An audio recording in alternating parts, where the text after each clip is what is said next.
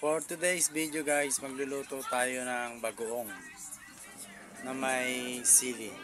Samahan nyo ako. Watch this.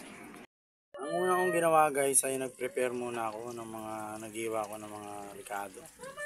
Meron tayong kamatis, meron tayong sibuyas, meron tayong bawang, at meron tayong sili.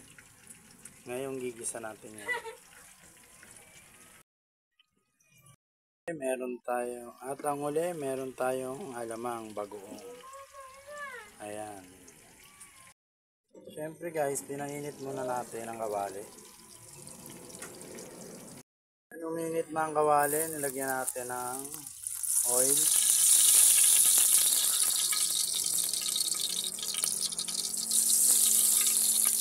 Lagyan natin ng oil.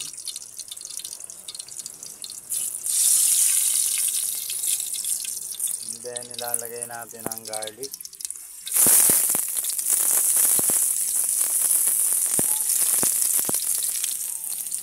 Lagyan muna natin.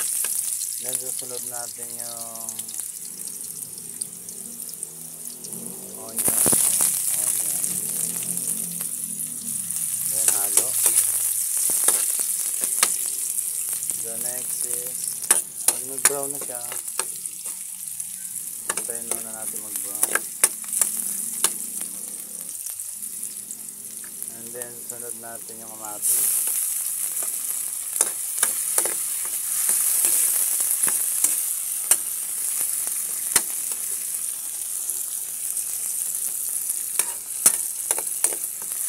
Haluin natin.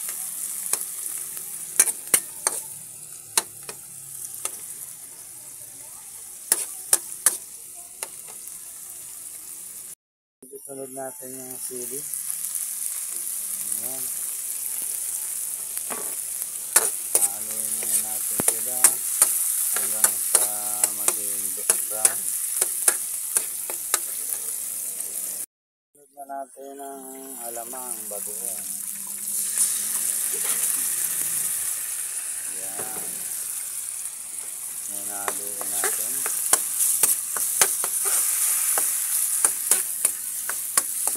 Sarap.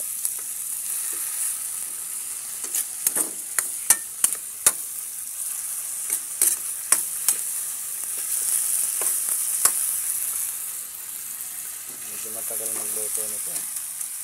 Kasi ano yan.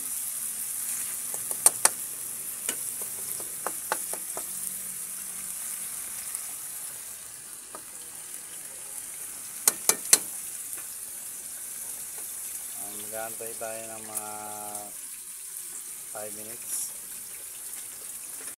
Siyempre hindi mawawala ang magic sarap. Konti lang. Then lagyan natin ng silver swan suha. Konti lang.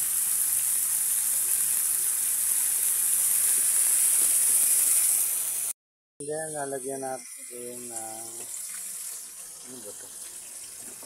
And then lalagyan natin ng asukal.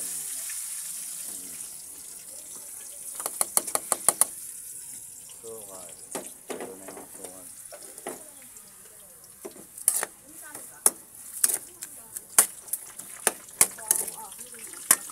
Haluin natin guys.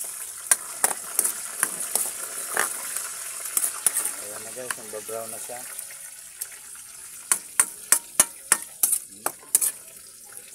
Masarap pa yan pag nag-brown na talaga. O, diba? Sarap na ng bagoong. Perfect na.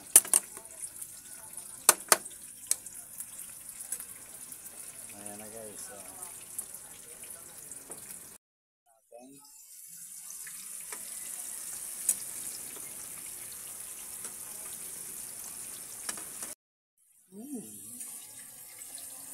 sarap.